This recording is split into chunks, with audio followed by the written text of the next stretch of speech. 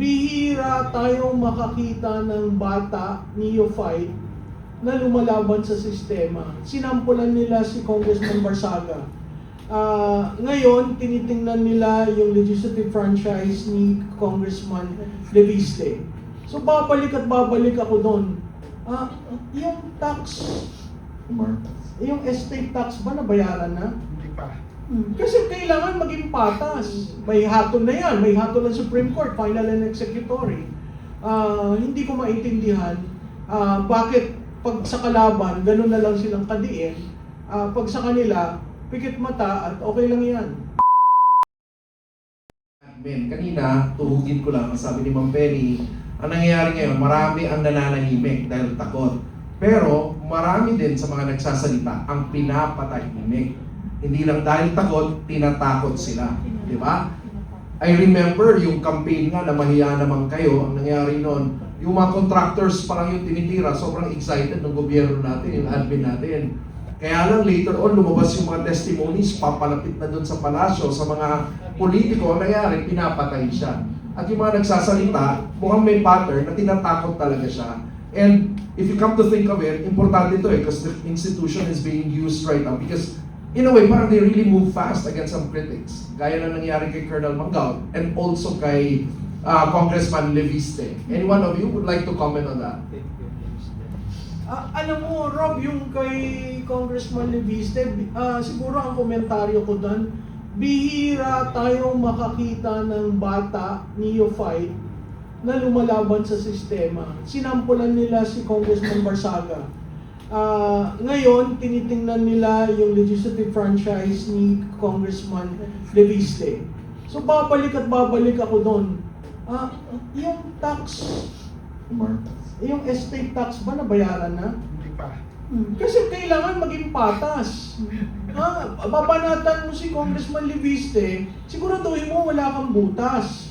Siguraduhin mo nag-due diligence ka at walang utang ang pamilya sa bansa.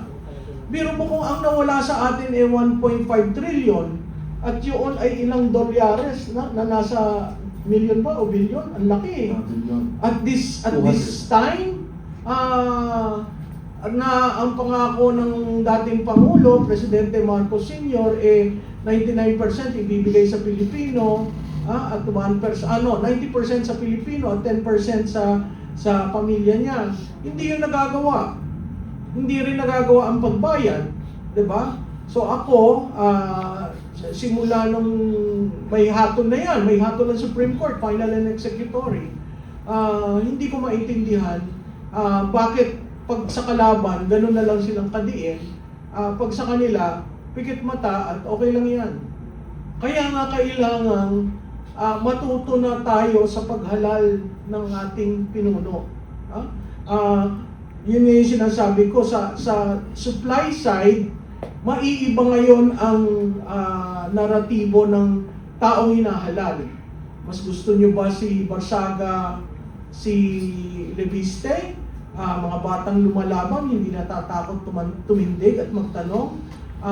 Vis-a-vis dun sa demand side, ano ba yung demand ng taong bayan? Anong klaseng leader ang ating dapat mahalal? So, itong mga nangyayari ito, talaga may epekto sa 2028.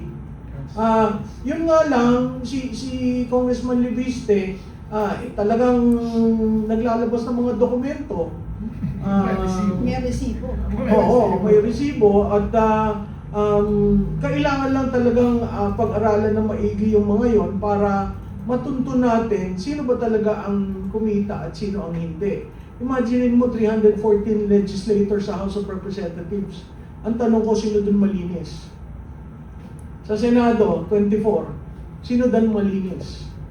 So kung gagawin natin barometro sa paghalal, sabi ko nga dun sa isang training, nag-launch show ako na tinatawag na revised campaign architecture. At hinamo ko sila, lahat kayo corrupt. 10 yung audience ko nang galing sa local government. Lahat sila nakasimangot. Lahat po kayo corrupt. Sino hindi corrupt? Taas ang kamay. Yung iba gustong tumaas. Sabi ko, naku sir, huwag kang tataas. Anong ibig sabihin yan? in a landscape where lahat ng politiko ay tinatawag na corrupt, paano ka mananalo? By saying hindi ako corrupt? Ay hindi ko kayo iboboto. Pero by showing accountability, i.e. Leviste showing all those documents, i.e. hindi ko tinanggap yung aking Christmas bonus, i.e. ako ang nagbigay sa sarili kong pera. Diba? Ngayon, yung character assassination sa kanya is because of his the solar franchise. And he can readily answer that. So bakit mo linalagyan ng kulay na ganon? What if lagyan natin ng kulay yung ibang mga politiko na nagkaka-interest na 10% in every company that is performing, I have a share. Marami nangyayari na hindi natin alam. Kaya yun ang parati kong panawagan, patas lamang. Kasi sa patas, lalabas at lalabas ang tunay na kulay. John Garcia, naniniwala po ba kayo na may harassment na nangyayari dun sa mga nagsasalita? Ay oo, maliwanag na maliwanag, damang-dama namin. Talagang pinaparamdam sa amin ang puwerso ng gobyerno, kaya nga sinasabi ko na kayo ng mga nandyan sa panig ng mga naka-uniforming personnel, huwag kayong pumayag na magamit kayo para pagkikil ng boses ng lumalaban dahil kayo ang nagbabiolate ng non-partisanship kasi kayo yung lumalapas na partisan, hindi yung mga lumalaban. Kaya dapat po isipin nyo naman yung kinabukasan mo inyong mga anak inilalaban namin kinabukasan ng mga anak ninyo, anak namin ng mga apo natin pagkatapos kayo tong dahil takot lang kayo, dahil yung iba dyan, kapito ko sa pwesto, katulad ng sinabi ko, dapat yung mental state ng Pangulo is a grave national security concern. Dapat yan, pa-examine natin. Yung duty ng gabinete ng Pangulo yan, to help him examine.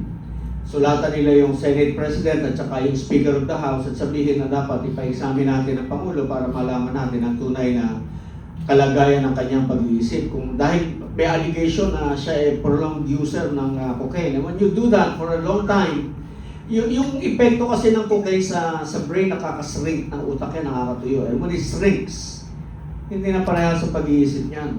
Nag-hallucinate pa yan. So, and in times of emergency, yung crunch time na tinatawag natin, hindi yung maasahang mamuno sa atin yan. So, dapat trabaho ninyo yan. Kayo sa Sandatahang Lakas, kayo sa National Defense, sa DILG, lahat kayo. I think it's incumbent upon you to do your duty under the Constitution. Have you examined?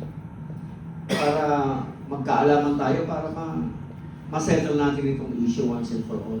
Confronting the President himself. Yan yung problema pati yung chain of command Paano kung yun nandun sa chain yung problema? Paano po proteksyonan mo yung government? You're loyal to the government. You're loyal to the government and to the Constitution, not to the person. Paano kung yung person ang problema natin? Like right now, we are confronted with a situation where the allegations of widespread, big-time plunder is on the President himself.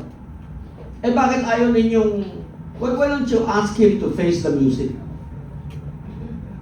Hindi pwede yung shielded pa siya dun sa hindi gano'n Kailangan para tuloy-tuloy ang negative rating na yan because that's a telling one. That's well, I don't know whether abutin pa siya ng 2028 pagka ganyan ang pagbagsak ng trust rating sa